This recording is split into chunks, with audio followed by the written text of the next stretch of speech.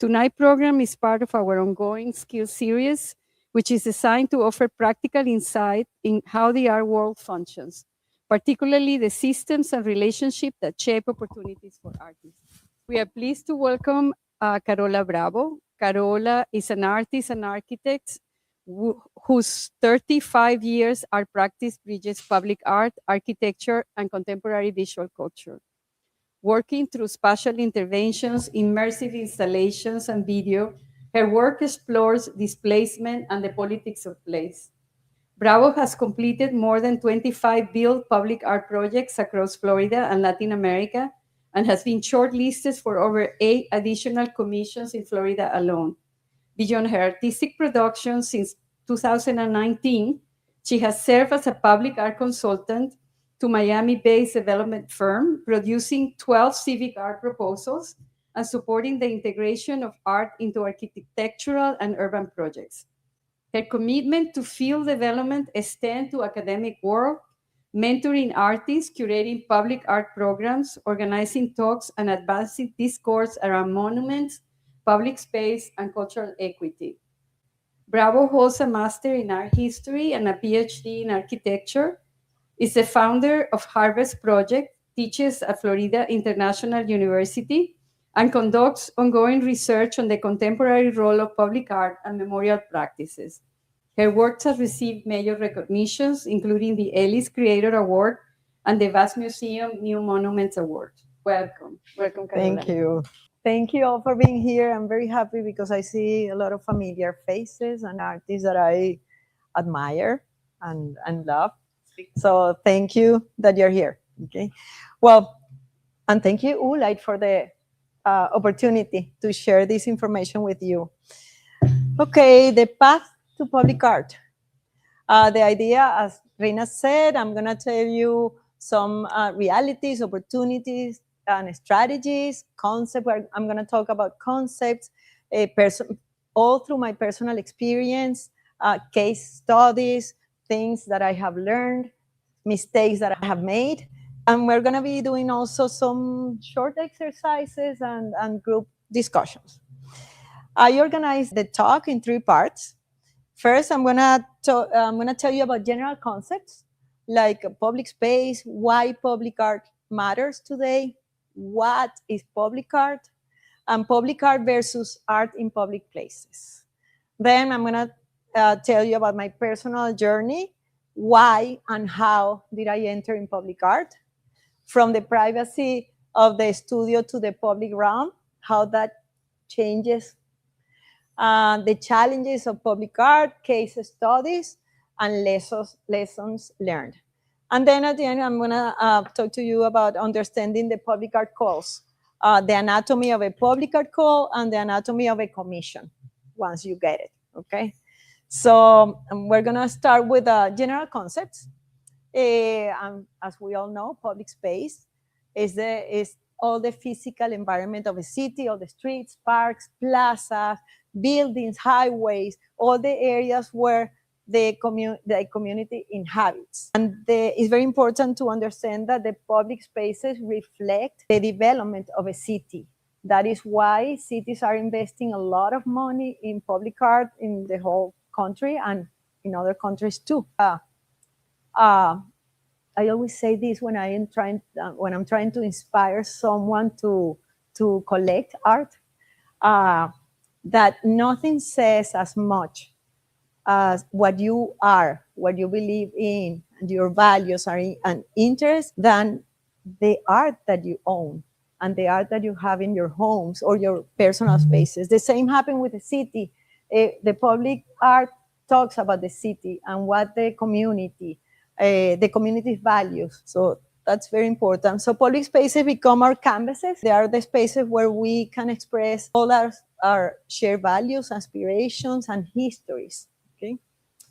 Why public art is important today? We have been listening about public art lately a lot. It wasn't like that a few years ago. And it is because it's no longer optional. It's a vital element of the city life. So it's something important that transcends ornamental purposes into what is a a very important force to shape the identity of the cities. There are three main reasons also that are important that explain why public art matters today. One is the cultural shift towards social practice, especially in the art world, okay, and in other areas.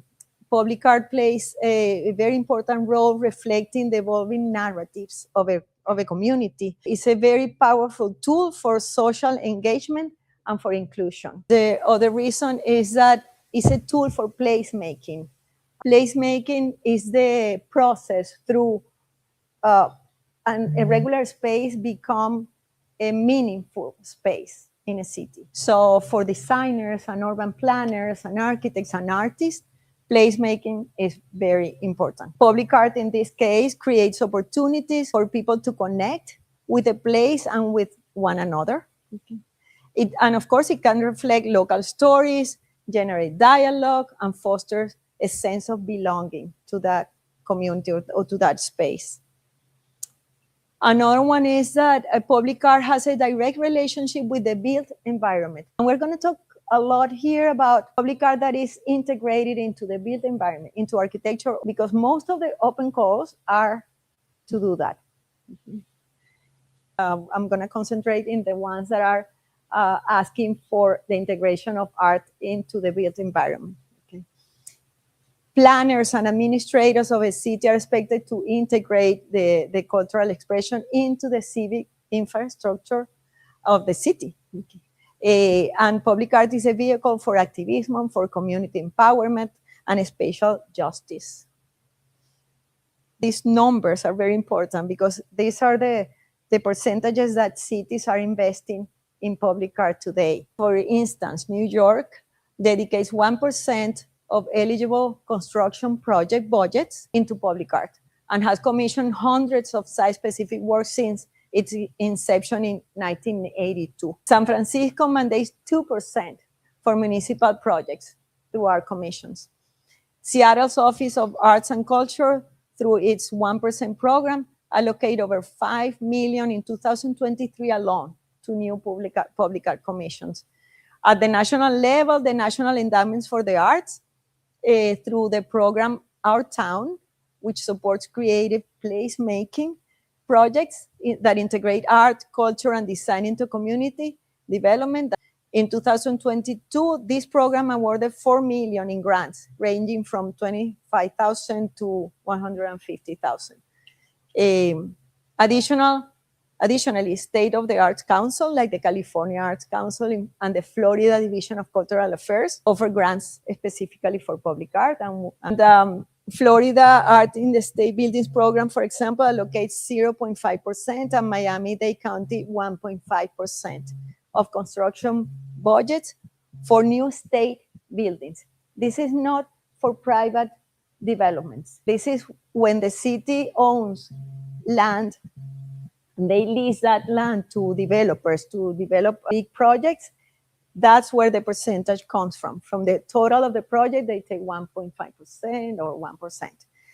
Besides that, we have all the private development of developers that are working in big buildings and a lot of construction, and they also invest in public art in a different way. The other reason that why public art matters today is that it's an interdisciplinary practice that bridges sectors empowering professionals. It exists at the intersection of multiple disciplines: architecture, urban studies, policy, social engagement. Also, there are a lot of opportunities for artists in this field, because we can not only work with sculptures or installations, digital art, performance, not permanent works, etc. There are new roles like civic artist in residence, or cultural strategist, or public art manager, a lot of other roles that we as artists could explore. What is public art? The concept of public art has changed throughout history.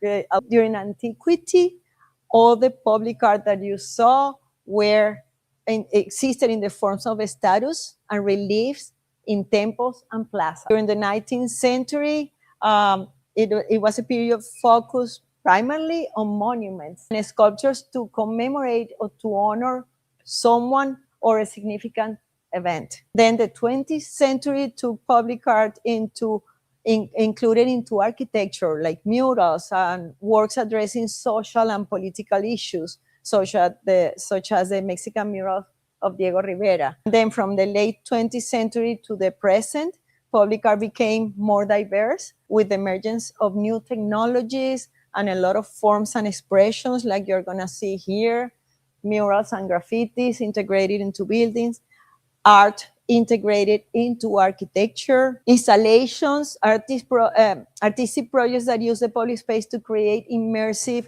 and interactive experiences, urban interventions, sometimes temporary or permanent, performances outside in the public space, digital and multimedia art, environmental art, that projects that integrate art into nature, promoting some sustainability and environmental awareness, community-based projects involving the community and making them part of the work, of the creation of the work. Public art versus art in public places. Public art is not only art placed in a public location. True public art is conceived from the outset for a specific site, okay? Shaped by its physical, social, and cultural and environmental context. It is developed in response to that particular place and its community. By contrast, placing an existing artwork in a public space is a completely different approach. The work was created independently in the studio of an artist and can be installed in various locations without being intrinsically tied to one specific site. So we're going to concentrate in public art, that is site-specific. I believe it is a specialized field within our professional artistic practice. It requires far more than the studio excellence. It demands an understanding of public processes like scales, proportions, engineer coordination, regulatory frameworks, budgeting, fabrication methods, and maintenance durability, a lot of things that we don't do in our studios. Working in the public realm means engaging multiple stakeholders, navigating contracts and approvals, and designing for safety, accessibility, and permanence, okay? Not all artists are prepared for this complexity, and this is very important. Most of the way to approach public art is done in a very informal way, and there are many mistakes that have been made, because it's not only the artistic excellence of the artist, okay? It is how you can translate that vision into a work that can responsibly and effectively function in the public domain. And I specifically say responsibly and effectively. And we have to think if we want to go that way, because we don't like that kind of responsibilities. We are creating for ourselves. We don't know where that piece is going to go. It's just a creation that I believe in and that I work, and I don't know what is going to happen later. But in this case, it's completely different, because you are working for a client and you are working for a place. There is an educational gap in this field. There are few structured pathways. I have been working on this and doing a lot of research and trying to create pathways to train in this field. So now I'm going to tell you about my personal journey, a few things of how I enter public art and why. And I'll show you some of works and examples and lessons that I learned. Why did I start working in public art? My art practice is grounded in the concepts of connecting and belonging. I believe in connections. I always use the image of the spider web because I feel myself, and my work, I think is the same way. I feel like a spider in the middle of a space, throwing lines to all the corners around me to hold myself and don't fall. And I feel it's the only way to belong. I believe strongly public artwork has to connect to the outside, to the surroundings, in order to belong. So some of you, I don't know if you have seen my video installations. I believe in connections. There is always that need to connect to what I have around. And there is a very important reason of why I went into public art. And I think that's something intrinsic in us Venezuelans. I'm from Venezuela, and it's the concept of the synthesis of the arts, the integration of the arts by Carlos Raúl Villanueva, a very well-known architect in Venezuela, who in 1940, around 1940, wrote about the concept of the relation between art and the built environment. That's something that is very strong for us Venezuelans. Okay. In practical terms, this meant artworks were conceived together with the buildings. Artists collaborated directly with architects, and art contributed socially, emotionally, acoustically, and physically to public life. His most important example is the Ciudad Universitaria at the university in Caracas, where all the construction and design of the university had the integration of art, but from the beginning. They didn't call, and that's something that I don't like when the architects call you at the end when the building is ready, and they said, create a sculpture there. No, it's not like that. I mean, you have to call me from the beginning. I want to work with you from the beginning, the concept of the building, where that piece should be. How do I integrate that piece into the space? And that's what he did. At that time, it's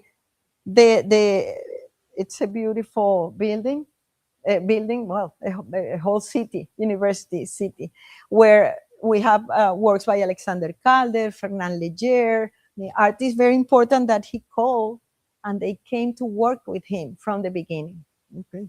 He wrote this, and I'm going to read you two phrases that have marked my practice in a very strong way. There is a substantial difference between a work of integration and an attempt at decoration. Decoration is considered today as a superficial elaboration, as an overlay, and as such, useless, and even hostile to architectural and urban objectives. Integration, on the other hand, it is a product not only of the understanding of common purposes, but also of the necessary subordination among different artistic expressions. It is a creation of an architectural, sculptural, pictorial organism in which no indecision is manifested, and in which there is no rupture between the different expressions. That's what I believe in very, very strongly. Mm-hmm. Words like this: adaptation, understanding, appropriateness, harmony, juxtaposition, alliance, dialogue, integration. So public art and the integration of each space can only be understood as a network that brings together the arts and their components at their roots, in their depth, rather than on the surface, rather than as a decoration. That's why I don't like architects calling us at the end to decorate the wall. Okay, that's not what we do. Okay, that's not what public artists should do. This is another phrase that was written in 1940s by Mondrian, and that, I mean, when I read it, I said, "Wow!" At this time, he was thinking about this, about the integration of the arts. He proposed that painting and sculpture would eventually cease to exist as isolated objects and instead become fully integrated with architecture. In 1940, okay, this evolution would lead, perhaps in a distant future, to the end of art as something separate from the environment that surrounds us, giving rise to a true plastic reality. Yet, this end would also represent a rebirth. Art would not disappear. Rather, it would increasingly become part of everyday life. The union of architecture, sculpture, and painting at their highest levels would create a new aesthetic reality in which artistic disciplines would no longer exist independently as mural decoration or applied arts, but would instead function as a constructive elements contributing to environments that are not merely utilitarian or rational, but complete and beautiful in their totality. That was written in 1940. That's incredible. And I think and I believe the future goes that way. It's art for everybody, art outside. How did I enter public art? I started 28 years ago. 1998. There was a competition for Pepsi Cola, and I used a lot of maps and cartographies in my studio work. So I created that painting, and that painting was chosen later to create a mural for Pepsi Cola at a university in 1998. Uh, I Then I presented this project the same year to the city at that moment, one of the counties, we call it counties. They didn't do it, but that took me to another project that I'll show you. When they saw this one, then I created another one for them. I did a lot of temporary, in 1999, temporary drawings in the streets of maps and usually maps of territories that have changed somehow. That was my research at the moment. So I was very interested in doing that in 2001 in different cities in Venezuela, in Caracas, I was in Mérida, 2002 in Las Mercedes, in a place where I took all the, I don't know, how do you call that, intersection between the streets, and I drew them all. And then it took me to my first monument. I call it a monument because it was a monument in 2003. It's called Open Wounds. And the idea was that I presented a project to the city. And I had to tell you that they didn't ask me for the project. I went there with the project in my hand. And I knocked the door and I have this project. Okay. It was because of all the political reasons in Caracas at that moment. I designed 7 wounds for the streets where people have died because of political reasons, and the wounds had inscriptions and poems and texts and dates, specific dates and everything. People used to go there every year at that date and put flowers on the floor. And at the end of this year, a group of artist friends called me to let me know the government destroyed the piece, and you'll see it. It was to honor the people who have been fighting for freedom. This was in 2009. Also a temporary work in a park. This was another monument for. I went to the city to ask what opportunities were there to another county. These are different counties in Venezuela. And they say, well, we have a park that is, we're creating to honor Kahil Gibran, the writer. I don't know if you know Kahil Gibran, The Prophet, the book titled The Prophet, one of my favorite books. So they say, we need to create a public piece to honor the writer. It's a Lebanese. Right, yeah, Lebanese writer. And they said, we need a statue of his face. And I said, I don't do that. But what can I do?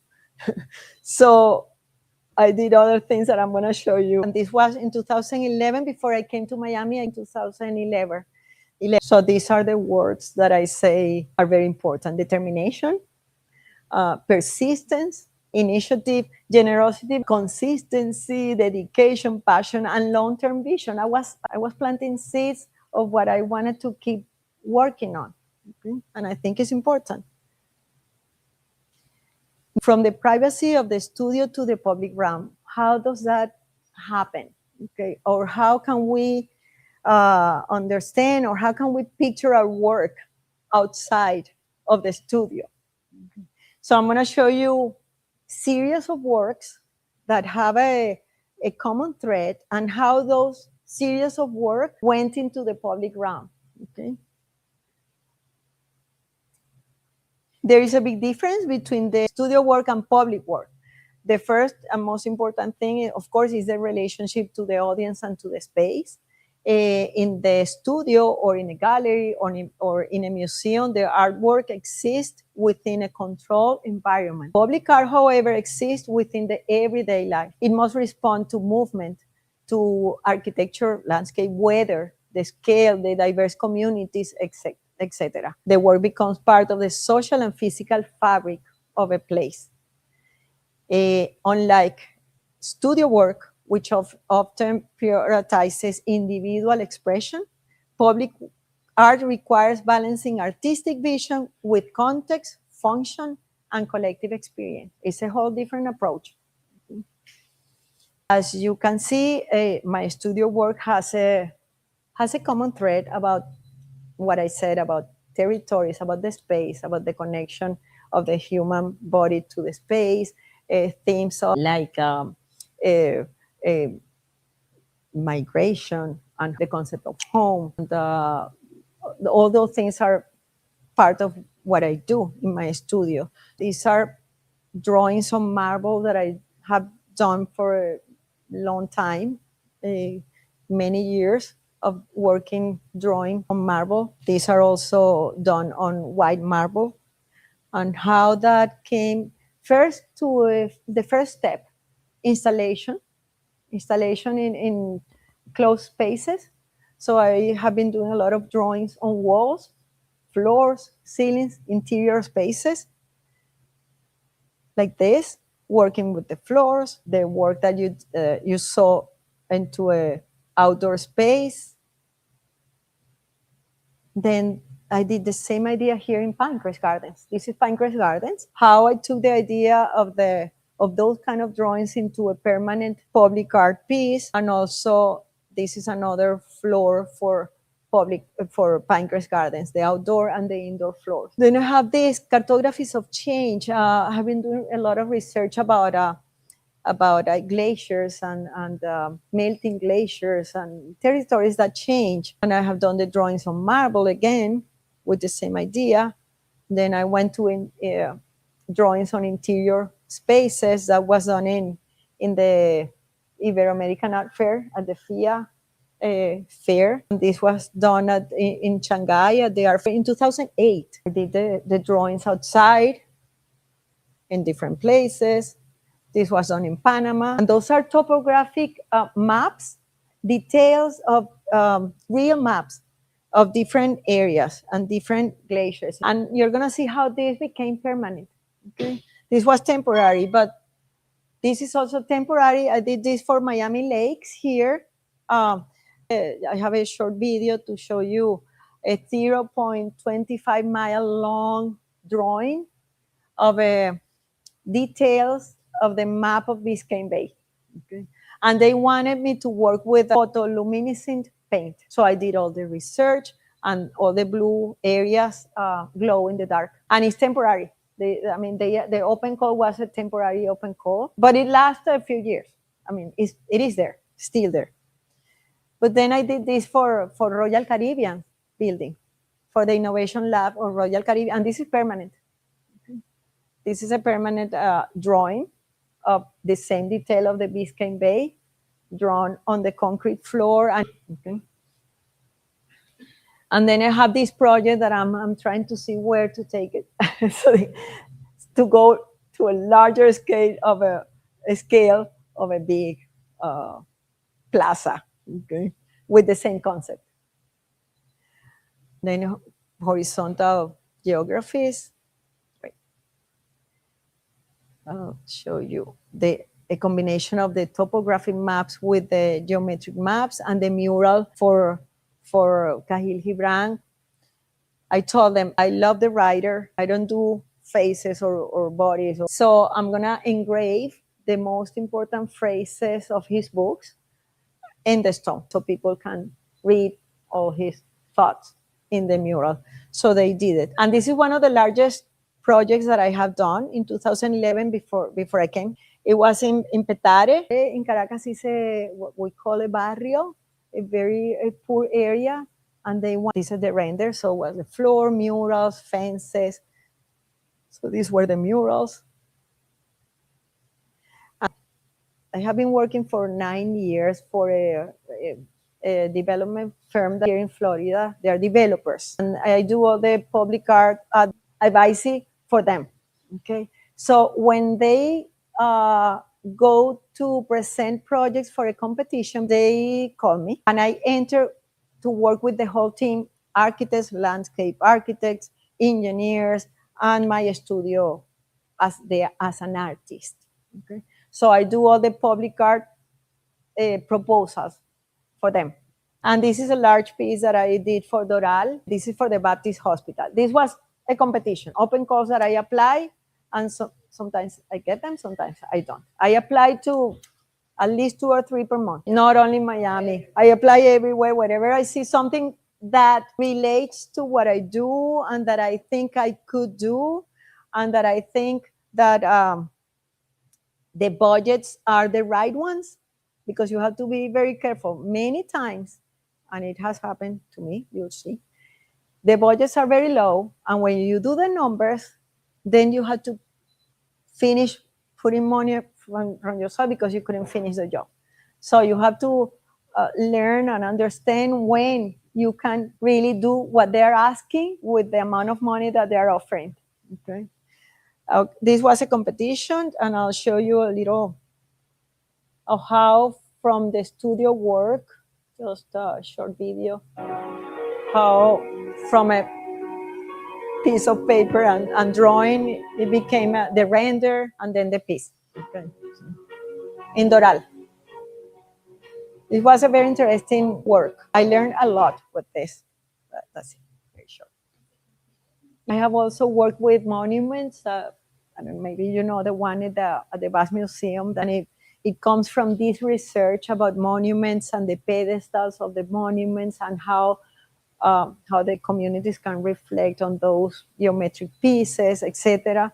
So this is the studio work. Studio work. Okay. So challenges.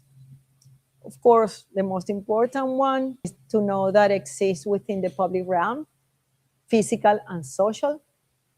It has to respond to the site, to the context, and to the community. Okay, it has to understand the space, the architecture, the circulation, the environment, the historical and the social context.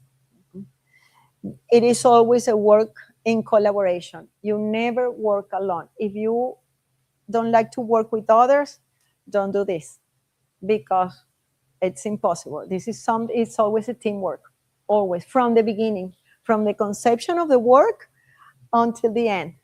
Okay? You never work alone. And it goes beyond the artistic idea. I understood that not only a strong artistic idea by itself is enough.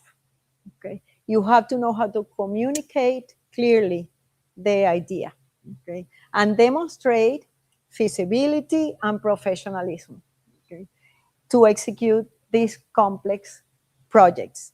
Case studies and lessons learned. These are interesting because I'll show you a few projects and what I learned from them. The first one, okay, you'll see each one.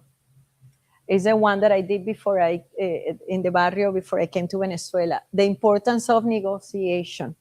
Okay. When I was there, because of all the political reasons at that moment, half of the community, that half of the community didn't want the work to be done. And the other half in front wanted the work to be done, the community. So I had to meet with all the neighbors, I had to meet with the city officials and especially the neighbors and convince them that it was a good project for the place. Okay. This is the importance of persuasion.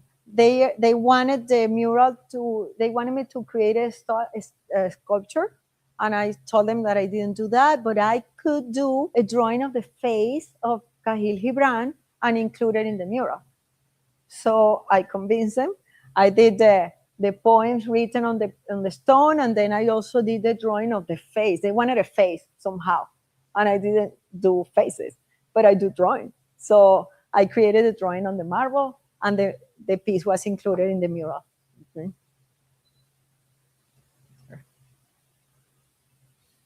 Then the importance of testing the proposals. A lot of people to come and help me to peel everything in the right way, and we did. The importance of supervising the work for the Doral working for the Baptist Hospital. I hired a very good metal company here in Florida to install the piece. And I was here taking pictures. I was happy. He was the project manager. And when we finished, there's a little video here. It was done in the wrong way. Yeah, that's what I was going to say. In a different way, different from the plans that we designed. And I didn't check it. I was trusting my project manager. I had to go back and design an extra pieces to hold it to make it more secure. We just reinforced the way that it was installed in the back. I'm very happy with the work. Okay, understanding the public calls, the public art calls. There is always the first phase is to apply to the open calls, and it's just they only ask for artist statement, letter of interest, resume, documentation images of your work. That's the first stage. It is very important to understand a call is not simply asking who is the best artist. It's asking who can successfully realize this project. Okay, that's very important. We have to understand this. What is a professional artist? Because they want to work with professional artists. Cities are investing a lot of money and they don't want to make mistakes. Okay. So what is a professional artist? It has to be an artist that has an ongoing study, training, experience, commitment to art, and you have to prove it. You have to have an art practice. They're looking for artists, and they're creating a collection. The cities are creating collections, and they want to invest in practicing artists that they know are going to keep working, are going to keep growing, are going to keep exhibiting in galleries, museums, etc. So you have to have your art practice. It doesn't have to be established, but it could be an emergent artist, but that can prove that is working in art. Okay. For the students, for someone that just graduated, it's very hard to get these open calls because they don't have yet the body of work to show that you have an art practice, a consistent art practice. So that's important. This is an open call, or an example of an open call for the Broward Sensory Room in Fort Lauderdale, the International Airport. And what they ask, let me show you what they ask. Letter of interest, professional resume, electronic images, annotated image list. And also, sometimes they ask you for a statement. They don't ask you for projects or ideas or anything yet. So you have to submit your resume and images of your work and statements. So you have to have that very well prepared so you can at least go to the first phase. Okay. The statements are very important. They are usually 200 words. And in 200 words, you have to say and concentrate your what is your artistic practice? How is it? Your inspiration, the mediums that you work with. You always have to relate your practice to the project that you are applying to. So that it's very important to know where to apply, because not all the open calls are for everybody. Okay, if you are a painter and you have a very strong practice as a painter, but murals are a great way to start working on public art, because it's a direct relationship, the direct relation to what you can do. Documentation images, very important. They usually ask for 10 images. They have to be high resolution digital, and it is always digital. Okay, you have to have very good pictures that that you can send and have them ready. Okay, they have to show lost because they're not sending the good pictures. And this ready of every work, I have an annotated list of images ready, because sometimes the open calls, I realize, oh, there is an open call next week, so I have to do it very quickly. You have to have the title, the year, the materials, the location. Sometimes I have the budget. Well, then if you get to be selected, you are in a short list of maybe 5 or 6 artists that are going to develop a project for a specific call. That is the second phase. Okay, so they receive the shortlisted artists receive the information about the site, the project. We meet with the clients, we meet with the city officials, we sign contract, and you have to read the contract. It's very important. Artists don't read contracts. And for one of the projects, I sent the contract back, and I said, there is something here that I don't agree, something that I didn't like. And the contract, and I say, I read it all. I read the whole thing. No one reads them.